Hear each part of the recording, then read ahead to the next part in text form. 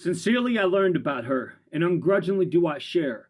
Her riches I do not hide away, for she is an unfailing treasure.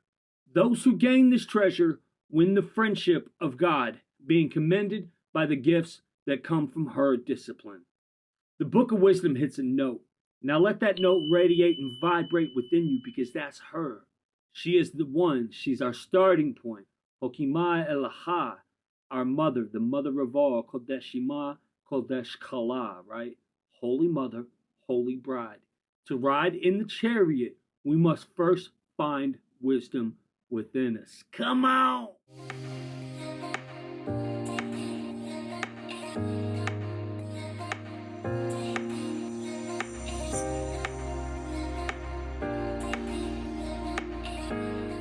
What up, though? Justin welcoming you back to the mystical mind state. Today we're going to take a look at what I believe to be the cornerstone of spiritual wisdom. For she is an unfailing treasure, and those who find this treasure win the friendship of God. When stepping into relationship with divinity is your textbook definition of mysticism, it becomes obvious how much value we can really find in the wisdom tradition. I mean, awakening the goddess within is what set me on my course into the world of mysticism to begin with. So if you're looking for magic, this is it. The feminine symbolism in all traditions is the connecting fabric of existence itself. Now, when Sophia found me, I had no idea what awakening actually meant or what was shifting within. Even now, it just comes and goes. I get these moments of enlightenment where everything makes sense, but it hasn't become a permanent state within me as of yet. I mean, I thought I was this magi following in the footsteps of Solomon, unlocking the mysteries of the universe. And what I actually found was God resting in the silence of my inner sanctum. You can imagine my shock when the form God came in was feminine. When you suffer from severe RTS due to evangelicals preaching fire and brimstone, and they condemn us all because some woman in Armenia ate forbidden fruit, you have a fair amount of spiritual misogyny ingrained within you, right? So, King Solomon, as the godfather of spiritual alchemy, constantly spoke of woman wisdom. He talked about divine union, all of these really badass things that we dig on today. He was just doing it way back in like 900 BCE. So maybe that's why it's so allegorical. He couldn't come out and say it directly, but it's the transmutation of selfless sexual energy into the living seed of spiritual practice that changes us. When our wounded child plants a seed at Yesod, and seeks refuge under its roots, lighting the first fire within, we are beginning to participate in the chemical wedding. I know it's vague, I know, but symbolism is everything, and we oftentimes speak to something much deeper within us that doesn't hear words because it feels. And those symbols are how we reach it. The fire burning at the temple in Yesod is not unlike the chi forming in Jing or Shakti coiling at the base of the Kundalini in Muladhara, right? Sophia awakening and rising from within us is where true mysticism begins. The East isn't confused by this. Their misogyny isn't as prevalent in the inner disciplines. Yin and yang energies need balance. And then there's Christians. Men standing behind their women to cover her in their spirit so she can speak to the congregation, like F-O-H. Yehoshua had women in his inner circle. He taught a form of bridal mysticism not unlike the later systems of Kabbalah based on the Song of Songs. That whole posse spoke Aramaic. Here's a phrase for you in Aramaic. Abwon, right? It's the opening line Greek thinkers translated as our Father. And it actually meant father and mother of all, as in an ongoing process of creation beyond us. It's one not based on masculinity being the basis of all creation. That's some Greek mystery religion nonsense that was written into Jewish concepts along with Hades and heaven somewhere in the 4th century. It's Mickey Mouse, bruv. Men did that. Even the Apostle Paul's the husband is over the wife can be understood in light of the wisdom tradition, but they don't want that.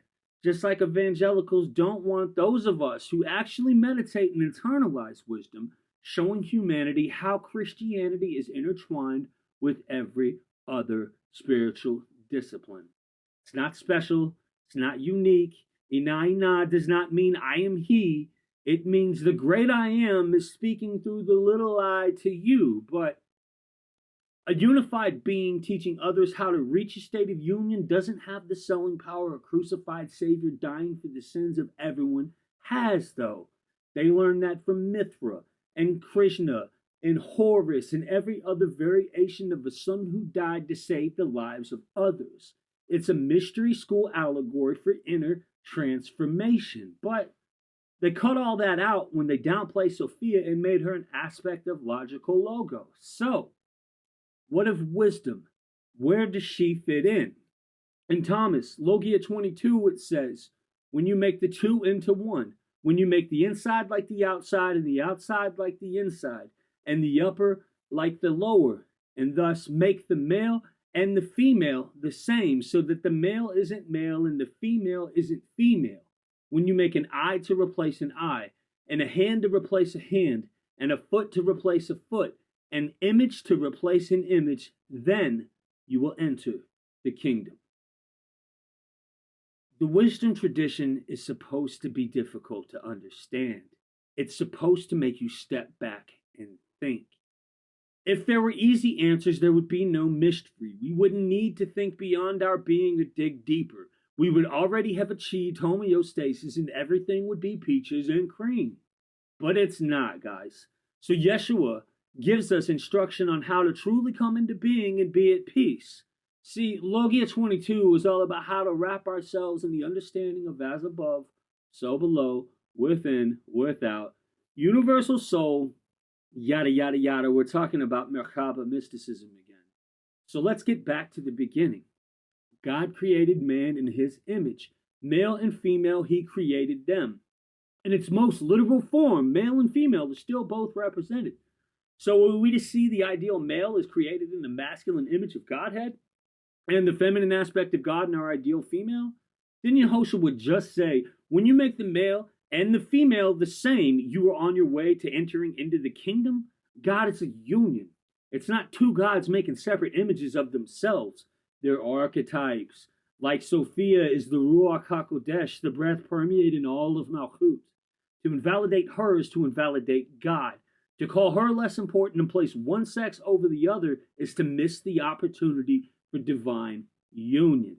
Adam Kadmon, or the primordial human, is both sexes.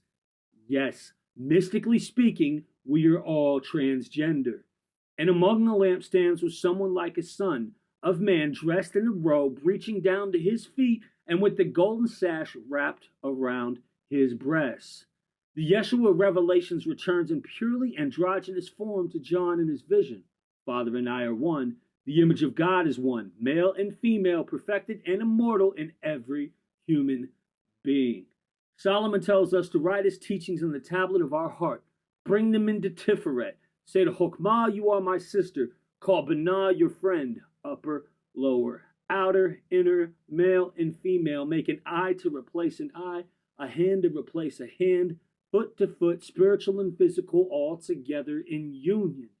This is the great work of alchemy, being reborn at rest on the seventh day of creation, which is Malchut. Baruch at Adonai Eloheinu melech haolam. Thank you for watching.